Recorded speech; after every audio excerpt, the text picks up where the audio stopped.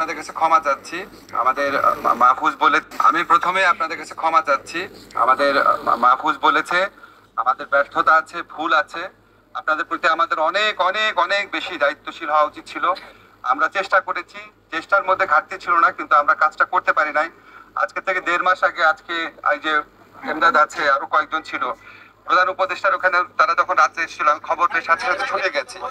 আমি ওনাদেরকে নিয়ে প্রধান উপদেষ্টার কাছে গিয়েছি এবং উনি এখানে এমদাদ আছে বলবে উনি কতটা আন্তরিকতার সাথে বলেছেন যে সবার চিকিৎসার ব্যবস্থা করবেন, সবকিছু করবেন।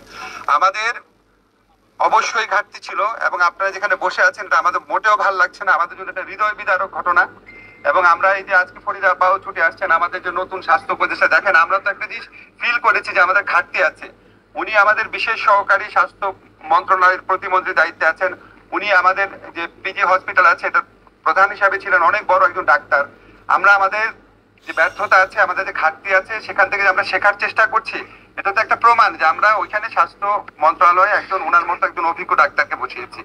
আপনারা যে রেগে আছেন, আপনারা যে কষ্ট পাচ্ছেন, ক্ষোভ পাচ্ছেন, এটা খুবই স্বাভাবিক, খুবই স্বাভাবিক। কিন্তু প্লিজ একটু বোঝার চেষ্টা করেন। এই যে মাহফুজ বললো, আসিফ বললো, ফরিদা আপা বললো, আপনারা কি আমাদেরকে রাজপথে দেখেন নাই? সব সময় দেখেছেন এবং আমাদেরকে সারা জীবন সঙ্গে পাবেন। মাহফুজ যেটা বললো, এটা তো একটা সরকার গর্বিত ব্যাপার না। সারা জীবনে তো 15 বছরই তো আমাদেরকে দেখেছেন না? আমরা যারা সিনিয়র আছি, মাহফুজরা একটু বয়সের কম, যখন থেকে করছেন দেখেছেন। আমাদের বললাম আমাদের ভুল হয়েছে, আমাদের ঘাটতি আছে। আমরা সেই ঘাটতি মোকাবেলার জন্য সবচেয়ে গুরুত্ব দিয়ে, আপনারা যদি চান আমিও 2টার সময় মিটিং এ থাকবো। একটা মিটিং যখন হয় সেখানে আমাদের অনেক কাগজপত্র দেখতে হবে, জুলাই ফাউন্ডেশনের লোকজনকে রাখবে, কারা পেয়েছে কারা পায়নি, কোথায় আমাদের সমস্যা হয়েছে, সবকিছু আমাদের জানতে হবে। আমাদের এটা থেকে ভালো লাগছে না যে আপনারা এত কষ্ট করে এত রাত পর্যন্ত এখানে আছেন, তাহলে আমরা এত রাত্রে ছুটে আসতাম না।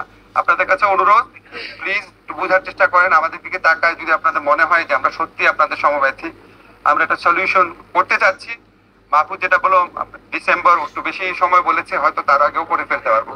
আমরা কিন্তু কিছু কিছু ক্ষেত্রে করেছি। আপনারা আপনারা আমাদের উপর আরো কিছুদিন বিশ্বাস রাখেন।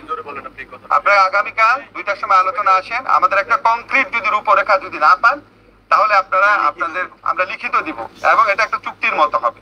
আপনারা প্লিজ কথা শুনেন। আপনাদেরকে এখানে দেখে আমাদের ভালো লাগছে না, কষ্ট লাগছে, মনে দুঃখ লাগছে দেখে আমরা এসেছি।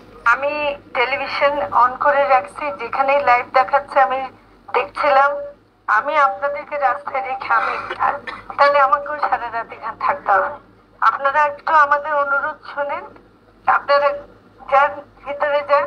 আমরা কালকে যে কথা দিচ্ছি আমরা আমাদের কথা রাখবো। যদি আমরা কথা রাখতে ব্যর্থ হই, এরপর আপনারা যা করবেন সেটা আমরা মাথা পেতে নেব। কিন্তু আপনারা দয়া করে এখন ভিতরে যান। কালকে 2টার সময় যে মিটিংটা হবে, আপনাদের প্রতিনিধি দেবেন।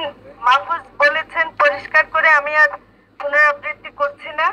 আমরা দরকার হলে সবাই থাকবো সেই মিটিং এ, কিন্তু আপনাদের প্রতি আমাদের ঋণ আছে। আপনারা যে ত্যাগ স্বীকার করেছেন সেটার বিনিময়ে তো কিছু হয় না। তো কাজে আপনারা আমাদের একটা অনুরোধ রাখেন, আজকে রাত